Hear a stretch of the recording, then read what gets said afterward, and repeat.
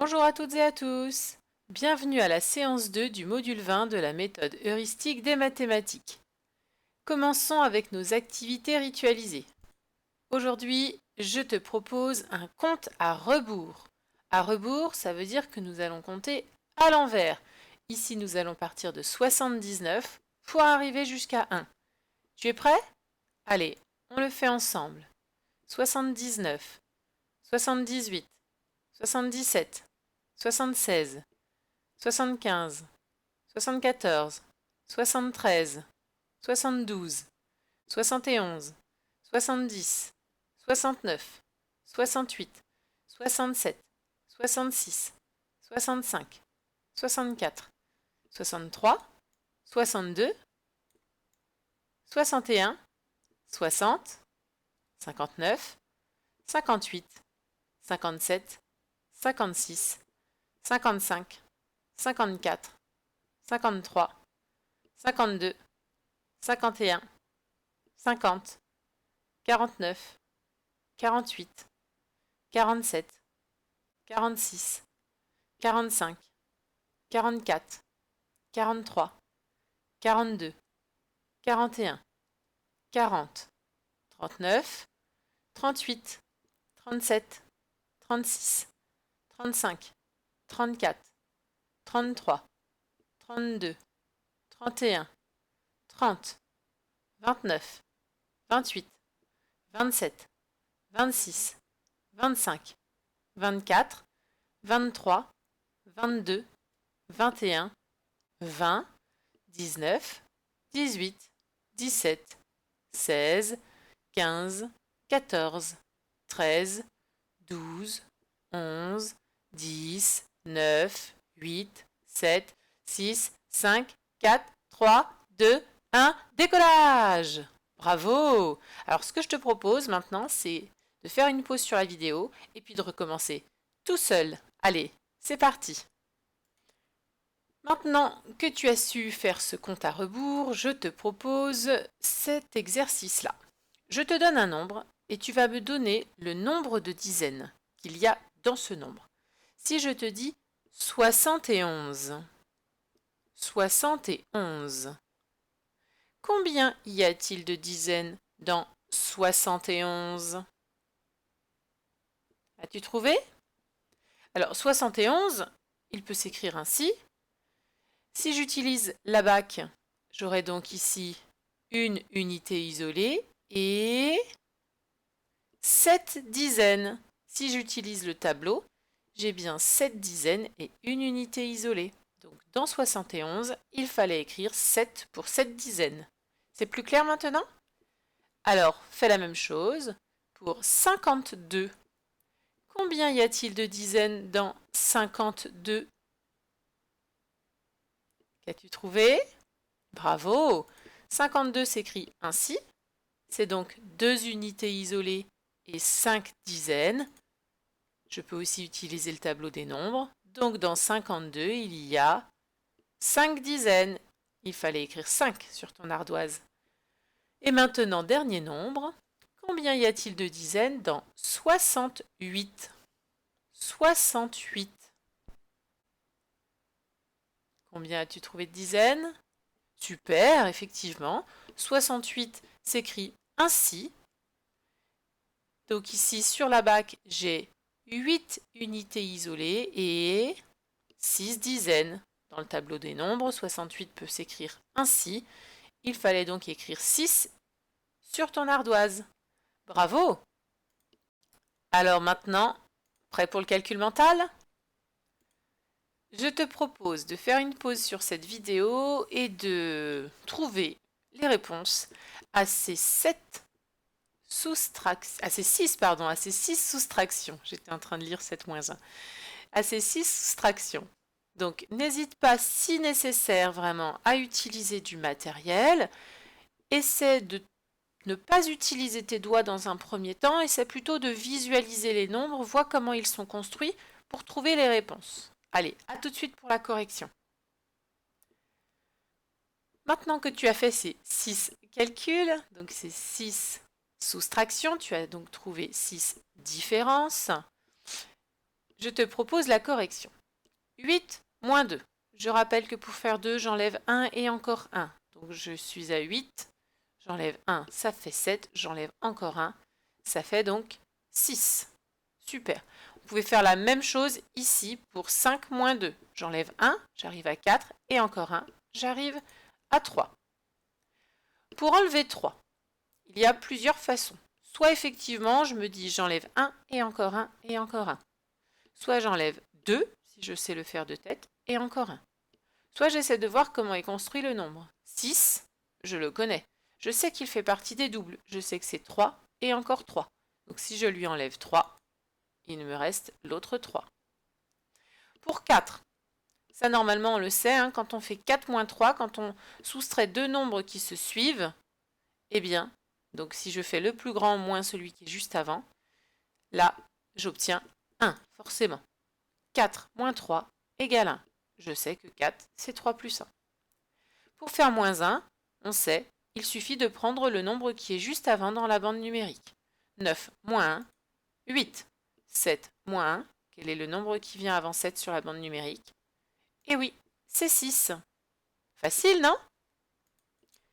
Tu es devenu un expert en mathématiques.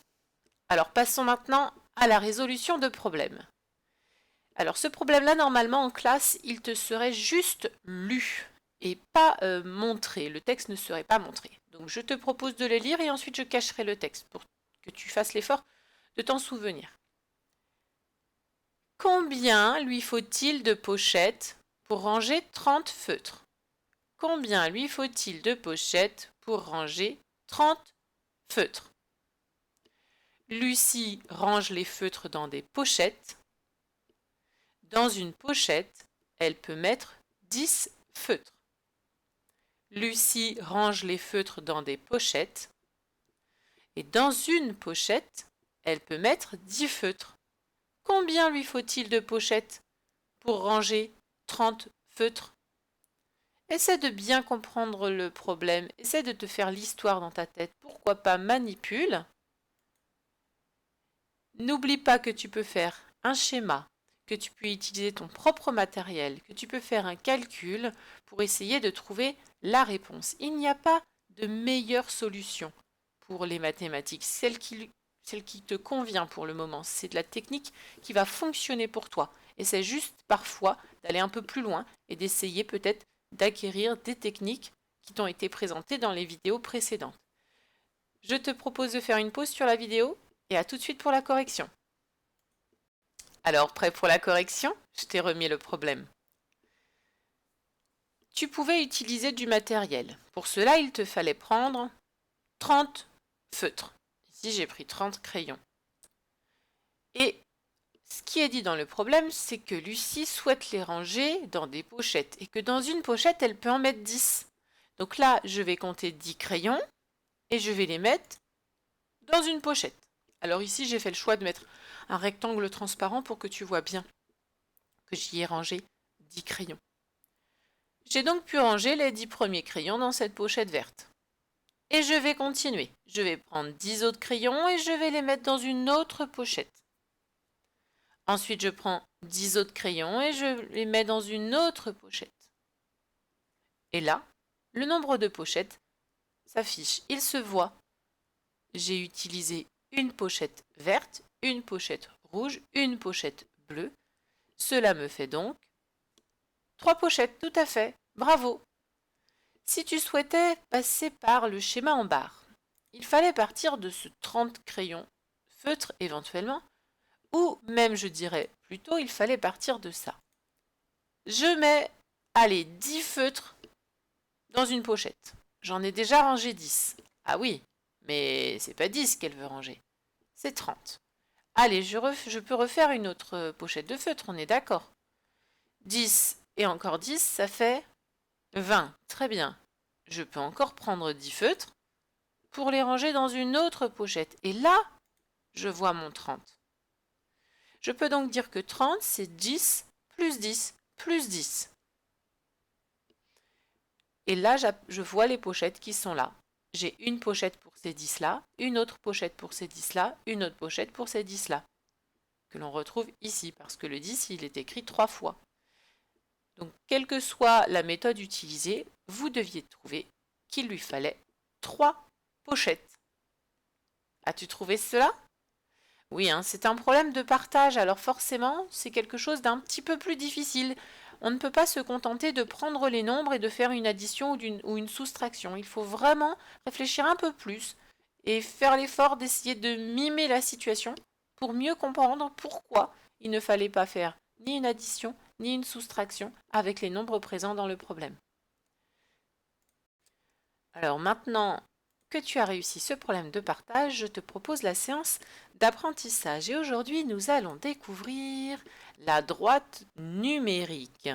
Ah, qu'est-ce que c'est? Vous connaissez, on va dire, ce genre de droite-là. Les nombres sont représentés dans des cases qui se suivent. Moi, je te propose une autre façon de représenter les nombres. C'est d'utiliser la bande numérique. J'enlève l'ancienne. Ceci. Est-ce que tu as déjà vu ce genre de choses? Oui. C'est une autre façon. Donc, pardon, j'ai dit la bande numérique, c'est la droite numérique. Je dis des bêtises. C'est une droite numérique. C'est une autre façon de représenter justement cette fameuse bande numérique. D'accord? Là, nous sommes sur une droite numérique. Alors, sur cette droite numérique, que vois-tu? Tout à fait. Il y a certains nombres qui sont déjà placés. Mais pas n'importe comment. Tu remarqueras que sur cette droite numérique, ce ne sont plus des cases, mais ce qu'on va appeler des repères. Ça ne te ferait pas penser à quelque chose, ces repères? Oui, hein, à la règle graduée. Ça fait penser un petit peu à la règle graduée. C'est exactement ça. Une droite numérique, ça va être une droite qui va être graduée. Et effectivement, chaque repère vaut un nombre.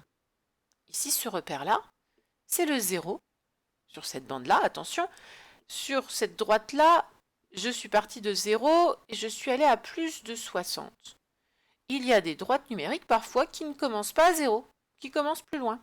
Vous en avez vu un petit aperçu normalement dans les évaluations que vous avez passées en début d'année ou en janvier-février, les évaluations de CP. Donc ici, sur ma droite, moi, elle commence au 0. On se rend compte qu'ici, j'ai 0, 10, 20, 30, 60.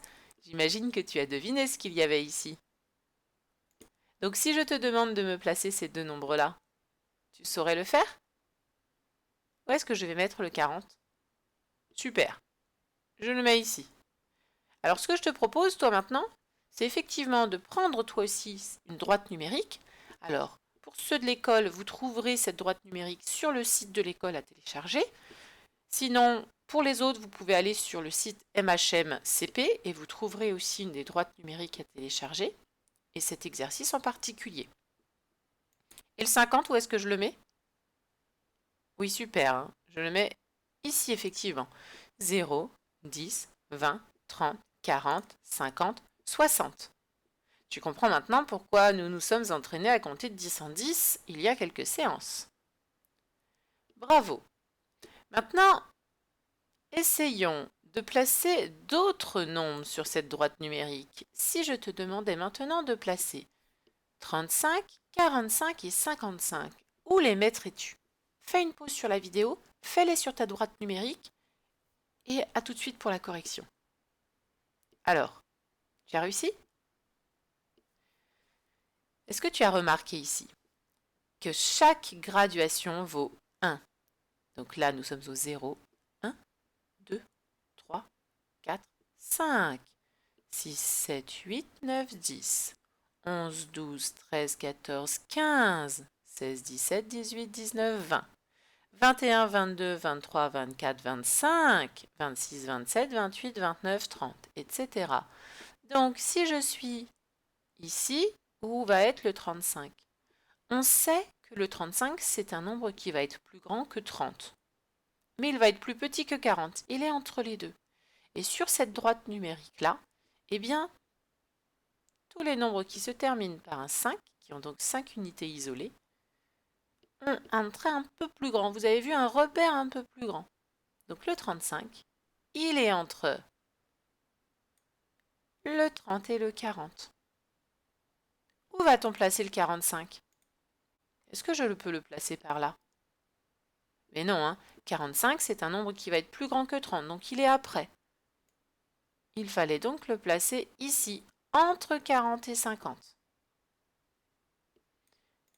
Et le dernier, 55, effectivement, il fallait le placer ici. Donc ces repères-là, d'ailleurs, comme sur la règle graduée, pardon, les repères 5 sont toujours un petit peu plus grands sur la règle graduée. Et les repères, on va dire des dizaines, sont encore plus grands. Attention, ça n'est pas le cas sur toutes les droites numériques. C'est sur celle-ci, celle que je te propose. Il existe plein de droites numériques, comme il existe plein de bandes numériques différentes. Peut-être que dans ta classe, tu as des bandes numériques avec les dizaines et les unités qui sont représentées avec des couleurs. Peut-être qu'effectivement, il y en a qui ont choisi de la faire tout en noir. Donc tu vois, déjà, rien qu'au niveau des couleurs, ça change. Et au niveau des formes, elle peut aussi changer. Parfois, certains la représentent en ligne. On part du 0 jusqu'à 10, jusqu'à 9, ensuite du 10 jusqu'à 19, etc. Et puis parfois, il y en a même qui la font à l'envers, qui partent du 100 et le 0 est en bas. Eh bien, tu vois, toutes ces façons de représenter la bande numérique sont différentes. Pour la droite numérique, c'est pareil. Et l'avantage de la droite numérique, comme de la bande numérique d'ailleurs, hein, on peut la commencer d'où on veut et on peut choisir l'écart que l'on veut entre deux repères. Ici, l'écart, il est de 1. Maintenant que tu as réussi à placer ces nombres, je te propose cette fois-ci de placer ces nombres en bleu. Donc, 52, 48, 56, 36 et 39. Je te propose de faire une pause sur la vidéo et à tout de suite pour la correction. Alors, tu as réussi? 52. Est-ce qu'il va être ici par là? Ben non, hein. Il est dans la famille des 50, il est donc forcément après le 50. Après le 55 ou pas? Non, tout à fait. 50, 51, 52. On doit le placer donc ici. Le 48, où fallait-il le placer? Très bien, hein, 48, c'est entre 45 et 50, 45, 46, 47, 48. On peut donc le placer ici. 56? Eh bien oui, c'est juste après 55. Et 36? Juste après 35. Et 39? Très bien. 39, c'est le nombre qui vient avant 40. Il est ici. Alors tu remarqueras que pour placer des nombres sur la droite numérique, en général, on fait justement un petit prolongement de ce repère, un petit trait, pour indiquer le nombre plus haut. Parce que sinon, ça peut être vite le bazar, ça peut être vite très mal organisé. D'ailleurs, c'est pour ça que quand je vais te proposer d'autres nombres à placer, je te propose cela. Tu remarqueras que je vais les placer par dessous la droite numérique. N'hésite pas à le faire ainsi. Donc, un petit trait vers le repère que tu as choisi, et puis tu écris le nombre dans un cercle, par exemple. Allez, à tout de suite pour la correction. 34. Et oui, c'est le nombre qui vient juste avant 35. 35 est là, donc 34 va être ici. Et 49, juste avant 50. Et tu remarqueras que nous avions placé le repère 48. Tu remarqueras qu'effectivement, le 49, il est bien juste après 48 et il vient juste avant le 50. 53, bon, on a déjà passé 52 alors. 53, le nombre juste après. Et 44, juste avant 45, très bien. 59, juste avant 60. Bravo! Alors tu remarqueras que finalement, ça n'est pas un travail très difficile, cette droite numérique. Il faut juste que tu fasses très attention à ton organisation. Essaie de faire des traits assez droits, d'entourer éventuellement les nombres que tu as placés pour que ce ne soit pas vite le fouillis sur ta droite numérique. Alors maintenant que tu as réussi à faire ceci, je vais te demander de ranger les nombres qui étaient donc en bleu. Tu les ranges du plus petit au plus grand, c'est-à-dire dans l'ordre croissant. L'ordre croissant, c'est du plus petit au plus grand. Fais une pause et à tout de suite. As-tu réussi à les ranger dans l'ordre croissant? Il fallait donc trouver ceci. 36, 39, 48, 52 et 56. Que remarques-tu par rapport à la droite numérique, pardon? Oui, hein, on remarque que c'est le même ordre dans lequel on va rencontrer ces nombres sur la droite numérique. Le premier que l'on rencontre, c'est 36, c'est donc le plus petit des nombres bleus. Ensuite, c'est 39, 48, 52 et 56. Maintenant que tu as compris ça, je te propose de prendre les nombres écrits en vert et de les ranger dans l'ordre décroissant cette fois-ci. Attention, l'ordre décroissant, c'est du plus grand au plus petit. Le plus grand doit être ici, le plus petit ici. Fais une pause sur la vidéo et à tout de suite pour la correction. Alors qu'as-tu trouvé? Eh oui, si on utilise, si on a bien compris le principe de la droite numérique, il est facile de comprendre qu'il suffit de les prendre à l'envers ici. D'abord 59, ensuite 53, 49, 44 et 34. Donc, sur la droite numérique, les nombres sont bien rangés. Ils sont rangés, si je les lis dans ce sens-là, du plus petit au plus grand. Si je vais dans ce sens-là, du plus grand au plus petit. C'est très très important de comprendre donc que l'ordre des nombres suit la droite numérique. Plus j'avance et plus on avance dans cette fameuse suite de nombres. Est-ce que tu as compris maintenant ce que c'était que la droite numérique et comment l'utiliser? Bravo! Tu seras incollable maintenant aux évaluations nationales. Ah ah! En CE1, tu seras le plus fort, c'est certain. Bon, un dernier exercice. Oh, des devoirs. Eh oui, des devoirs. Pourquoi des devoirs? Parce que tu devras me donner les réponses éventuellement en commentaire ou les envoyer à ton maître ou à ta maîtresse. Je te propose, avec les mots suivants, 10, 4, 60 et 9, de m'écrire deux nombres en lettres et en chiffres. C'est-à-dire, je prends ces mots nombres et j'essaie de trouver quel nombre je peux faire avec. Une fois que j'ai trouvé, j'écris ici le nombre en chiffres et ensuite je le réécris en lettres. Attention, n'oublie pas, l'orthographe a été simplifiée. Maintenant, quand on écrit des nombres en lettres, chaque mot nombre doit être séparé par un tiret. Ne l'oublie pas, c'est important. Allez, je compte sur toi et maintenant je te dis à très bientôt pour une nouvelle vidéo.